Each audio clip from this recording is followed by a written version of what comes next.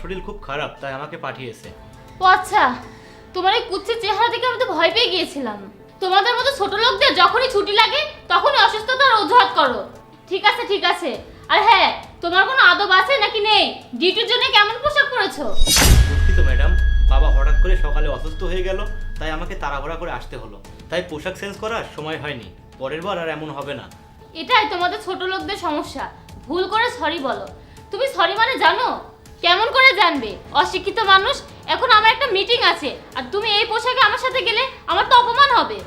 আর তুমি এসব মিটিং এর অর্থ কিভাবে বুঝবে? যদি লেখাপড়া করতে তাহলে বুঝতে পারতে। আচার ব্যবহার কেমন হওয়া উচিত, বড়লোকের সাথে কিভাবে কথা বলা উচিত, পোশাক কেমন পরা উচিত, এগুলোও বুঝতে।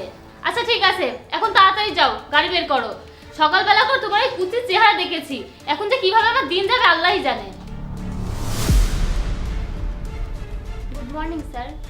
Good morning. প্রজেক্টের ফাইলটি মনে হয় আমি আপনাকে দিয়েছিলাম। হ্যাঁ হ্যাঁ স্যার, ফাইল রেডি।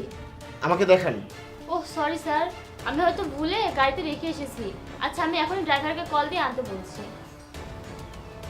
গাড়িতে আমার একটি ফাইল আছে, তাড়াতাড়ি আমার অফিসে নিয়ে এসো। এই নিন ম্যাডাম।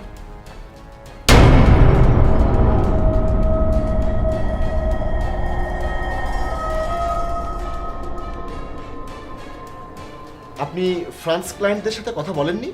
স্যার, আমি তো ফ্রেঞ্চ ভাষা জানি না, আমি কিভাবে তাদের সাথে কথা বলবো? আপনি কি বিষয়টা বুঝতে পারছেন? কলের পর কল আসছে, কে তাদের সাথে কথা বলবে?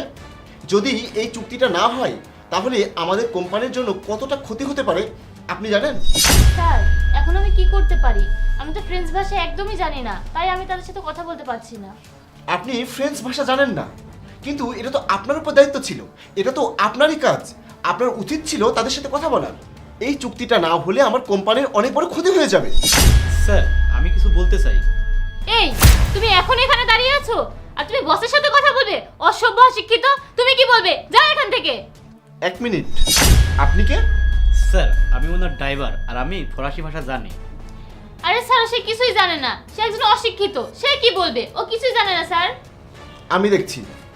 আপনি কথা বলতে পারবেন আমার ক্লায়েন্টদের সাথে? অবশ্যই স্যার। আচ্ছা, বলুন, তাদেরকে বলুন আমরা এই চুক্তিটি মেনে নিচ্ছি আর আমরা খুব শীঘ্রই কাজ শুরু করব। ঠিক আছে স্যার।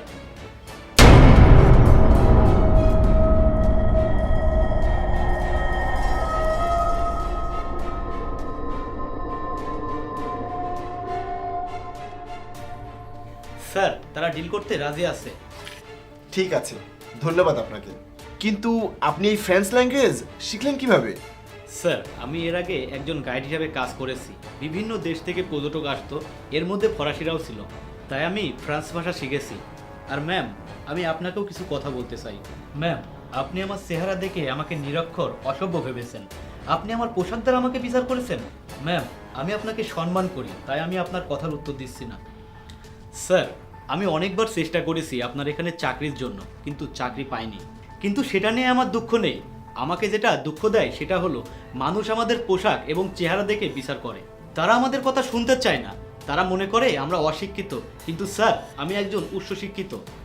ম্যাম, আপনি তার চেহারা আর পোশাক দেখে তাকে ছোট করেছেন, অথচ আপনি যেটা জানেন না সে সেটা করে আমার কোম্পানির সম্মান এবং আমার কোম্পানির ক্ষতি হওয়া থেকে সেভ করেছে।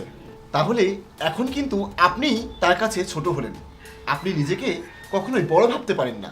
সেও একজন মানুষ, আর তারও কোনো না কোনো বিষয়ে ট্যালেন্ট আছে। আপনি একজন শিক্ষিত হয়ে এইভাবে কথা বলতে পারেন না, এবং আপনি কাউকে ছোট করে দেখতেও পারেন না। শিক্ষিতদের চিন্তা ভাবনা হবে উঁচু, এমন নিচু নয়। এবার আপনি নিশ্চয়ই বুঝতে পেরেছেন। আমি দুঃখিত স্যার।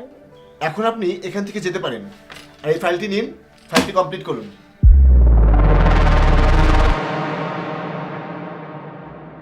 আমি আপনার ইন্টারভিউ নিলাম।